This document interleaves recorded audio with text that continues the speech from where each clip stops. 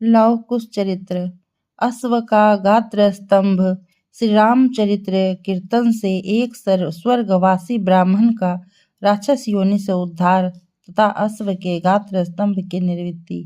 शेष जी कहते हैं, द्विज श्रेष्ठ, तदंतर बंधे हुए चंवर से सुशोभित वह यज्ञ संबंधी अश्व हजारों योद्धाओं से सुरक्षित होकर भारतवर्ष के अंत में स्थित हेमकूट पर्वत पर गया, जो चारों ओर से 10,000 योजन लंबा चौड़ा है। उसके सुंदर शिखर सोने चांदी आदि धातुओं के हैं। वहाँ एक विशाल उद्यान है जो बहुत ही सुंदर भांति भांति के वृक्षों से सुशोभित है।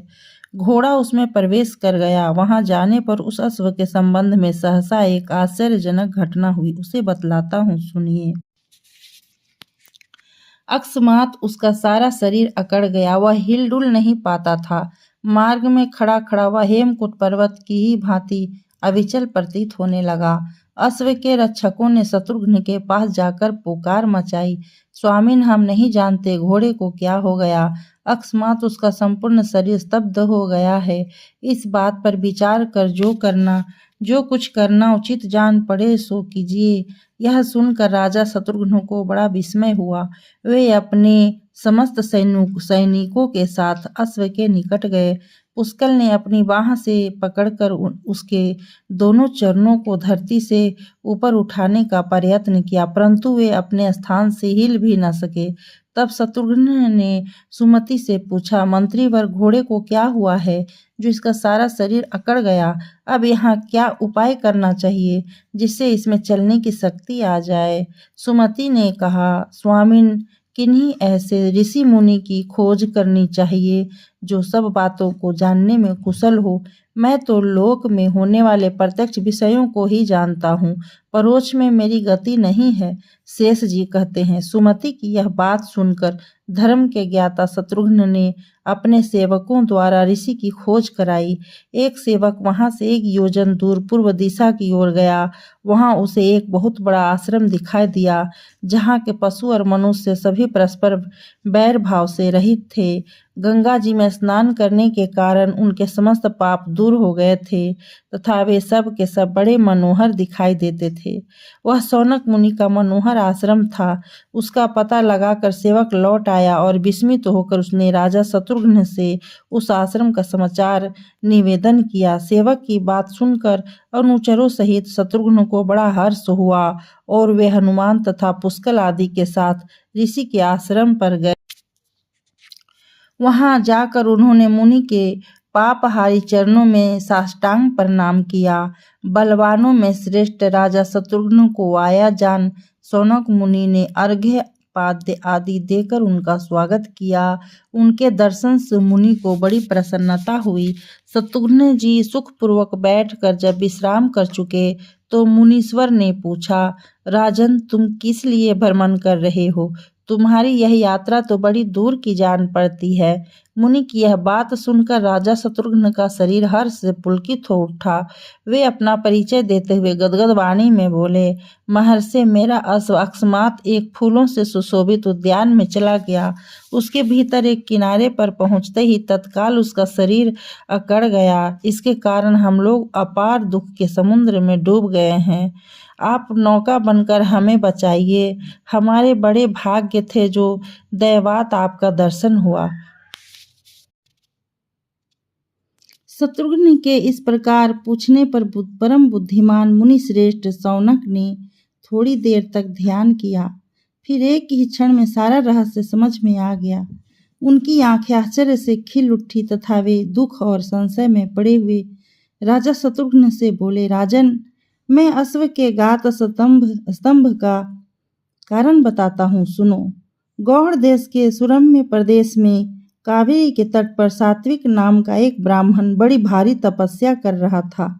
वह एक दिन जल पीता, दूसरे दिन हवा पीकर रहता और तीसरे दिन कुछ भी नहीं खाता था। इस प्रकार 3 दिन का व्रत लेकर वह समय व्यतीत करता था। उसका यह व्रत चल ही रहा था कि सबका विनाश करने वाले काल ने उसे अपने दाढ़ों में ले लिया। उस महान व्रतधारी तपस्वी की मृत्यु हो गई। तत्पश्चात वह सात्विक नाम का ब्राह्मण सब प्रकार के रत्नों से विभूषित था तथा सब तरह की शोभा से संपन्न विमान पर बैठकर मेरुगिरी के शिखर पर गया। वहां जम्बू नाम की नदी बहती थी, जिसके किनारे तप और ध्यान में संलग्न रहने वाले ऋषि महर्षि निवास करते थे। वह ब्राह्मण वहीं आनंद मग्न होकर अपनी इच्छा के अनुसार अप्सराओं के साथ विहार करने लगा। अभिमान और मद से उन्मत्त होकर उसने वहां रहने वाले ऋषियों के प्रतिकूल बर्ताव किया। इससे रुष्ट होकर उन ऋषियों ने शाप दे दिया, जा तू राक्षस हो जा, तेरा मुख विकृत हो जाए। यह शाप सुनकर ब्राह्मण को बड़ा दुख हुआ और उसने उन विद्वान एवं तपस्वी ब्राह्मणों से कहा, महर्षियों, आप सब लोग दयालु हैं, मुझ पर कृपा कीजिए। तब उन्होंने उस पर अनुग्रह करते हुए कहा, जिस समय तुम श्री रामचंद्र जी के अश्व को अपने वेग से स्तंभ कर दोगे, उस समय तुम्हें श्री राम की कथा सुनने का अवसर मिलेगा। उसके बाद इस भयंकर शाप से तुम्हारी मुक्ति हो जाएगी। मुनियों के कथा अनुसार उसी ने यहाँ राक्षस होकर श्री रघुनाथ जी के अश्व को स्तंभित किया है। अतः तुम कीर्तन के द्वारा घोड़े को उसके चंगुल से छुड़ाओ। मुनि का यह कथन सुनकर शत्रु वीरों का दमन करने वाले शत्रुघ्न के मन में बड़ा विस्मय हुआ। वे शौनक से बोले, कर्म की बात बड़ी गहन है, जिससे सात्विक नामधारी ब्राह्मण अपने महान कर्म से स्वर्ग में पहुंचकर भी पुनः राक्षस भाव को प्राप्त हो गया। स्वामिन, आप कर्मों के अनुसार जैसी गति होती है उसका वर्णन कीजिए। जिस कर्म के परिणाम से जैसे नरक की प्राप्ति होती है उसे बताइए। शौनक ने कहा, रघुकुल श्रेष्ठ, तुम धन्य हो जो तुम्हारी बुद्धि सदा ऐसी बातों को जानने और सुनने में लगी रहती है। इसमें संदेह नहीं कि तुम इस विषय को भली भांति जानते हो, तो भी लोगों के हित के लिए मुझसे पूछ रहे हो। महाराज, कर्मों के स्वरूप विचित्र है तथा उनकी गति भी नाना प्रकार की है। मैं उसका वर्णन करता हूँ, सुनो। इस विषय का श्रवण करने से मनुष्य को मोक्ष की प्राप्ति हो सकती है। जो दुष्ट बुद्धि वाला पुरुष पराये धन, पराई संतान और पराई स्त्री को भोग बुद्धि से बलात् अपने अधिकार में कर लेता है, उसको महाबली यमदूत काल पास में बांधकर तामिश्र नामक नरक में गिराते हैं और जब तक 1000 वर्ष पूरे नहीं हो जाते तब तक उसी में रखते हैं। यमराज के प्रचंड दूत वहां उस पापी को खूब पीटते हैं। इस प्रकार पाप भोग के द्वारा भली भांति क्लेश उठाकर अंत में वह सूअर की योनि में जन्म लेता है और उसमें भी महान दुख भोगने के पश्चात वह फिर मनुष्य की योनि में जाता है। परंतु वहां भी अपने पूर्व जन्म के कलंक को सूचित करने वाला कोई रोग आदि का चिन्ह धारण किए रहता है, जो केवल दूसरे प्राणियों से द्रोह करके ही अपने कुटुंब का पोषण करता है। वह पाप परायण पुरुष अंधता मिश्र नरक में पड़ता है। जो लोग यहाँ दूसरे प्राणियों का वध करते हैं वे रौरव नरक में गिराए जाते हैं तथा रुरु नामक पक्षी रोष में भरकर उनका शरीर नोचते हैं। जो अपने पेट के लिए दूसरे जीवों का वध करता है उसे यमराज की आज्ञा से महारौरव नामक नरक में डाला जाता है। जो पापी अपने पिता और ब्राह्मण से द्वेष करता है वह महान दुखमय कालसूत्र नरक में, जिसका विस्तार 10,000 योजन है, पड़ता है। जो गौओं से द्रोह करता है उसे यमराज के किंकर नरक में डालकर पकाते हैं। वह भी थोड़े ही समय तक नहीं, गौओं के शरीर में जितने रोए होते हैं उतने ही 1000 वर्षों तक। जो इस पृथ्वी का राजा होकर दंड न देने योग्य पुरुष को दंड देता है तथा लोभवश अन्याय पूर्वक ब्राह्मण को भी शारीरिक दंड देता है, उसे सूअर के समान मुंह वाले दुष्ट यमदूत पीड़ा देते हैं। तत्पश्चात वह शेष पापों से छुटकारा पाने के लिए दुष्ट योनियों में जन्म ग्रहण करता है। जो मनुष्य मोहवश ब्राह्मणों तथा गौओं के थोड़े से भी द्रव्य, धन अथवा जीविका को लेते या लूटते हैं, वे परलोक में जाने पर अंधकूप नामक नरक में गिराए जाते हैं। वहां उनको महान कष्ट भोगना पड़ता है। जो जीव के लिए आतुर हो, लोलुपता व स्वयं ही मधुर अन्न लेकर खा जाता है, देवताओं तथा सहृदों को नहीं देता, वह निश्चय ही कृमि भोजन नामक नरक में पड़ता है। जो मनुष्य स्वर्ण आदि का अपहरण अथवा ब्राह्मण के धन की चोरी करता है, वह अत्यंत दुखदायक संदंश नामक नरक में गिरता है।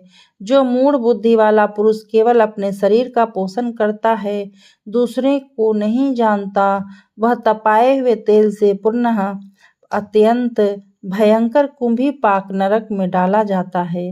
जो पुरुष मोहवश अगम्या स्त्री को भार्या बुद्धि से भोगना चाहता है, उसे यमराज के दूत उसी स्त्री की लोहमयी तपाई हुई प्रतिमा के साथ आलिंगन करवाते हैं।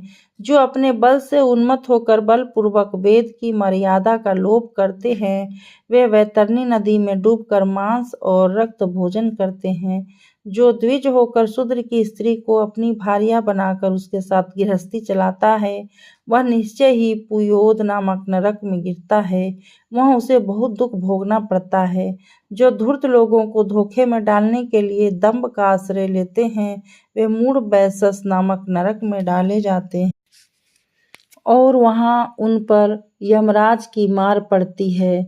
जो मूढ़ स्वर्णा समान गोत्र वाली स्त्री की योनि में वीर्यपात करते हैं, उन्हें वीर्य की नरक में डाला जाता है और वे वीर्य पीकर ही रहते हैं। जो लोग चोर, आग लगाने वाले, दुष्ट, जहर देने वाले और गांवों को लूटने वाले हैं, वे महापातकी जीव सार में आदन नरक में गिराए जाते हैं। जो पाप राशि का संचय करने वाला पुरुष झूठी गवाही देता या बलपूर्वक दूसरों का धन छीन लेता है, वह पापी अविची नामक नरक में नीचे सिर करके डाल दिया जाता है। उसमें महान दुख भोगने के पश्चात वह पुनः अत्यंत पापमयी योनि में जन्म लेता है। जो मूढ़ सुरापान करता है, उसे धर्मराज के दूत गरम गरम लोहे का रस पिलाते हैं। जो अपनी विद्या और आचार के घमंड में आकर गुरुजनों का अनादर करता है, वह मनुष्य मृत्यु के पश्चात क्षार नरक में नीचे मुंह करके गिराया जाता है। जो लोग धर्म से बहिष्कृत होकर विश्वासघात करते हैं, उन्हें अत्यंत यातनापूर्ण शूलप्रोत नरक में डाला जाता है। जो चुगली करके सब लोगों को अपने वचन से उद्वेग में डाला करता है, वो ददंस सूक नामक नरक में पड़कर दंड सूकों सर्पों द्वारा डसा जाता है। राजन, इस प्रकार पापियों के लिए अनेकों नरक हैं। पाप करके वे उन्हीं में जाते हैं और अत्यंत भयंकर यातना भोगते हैं।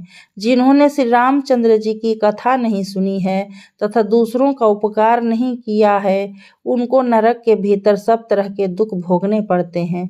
इस लोक में भी जिनको अधिक सुख प्राप्त है, उसके लिए वह स्वर्ग कहलाता है, तथा जो रोगी और दुखी हैं, वे नरक में ही हैं।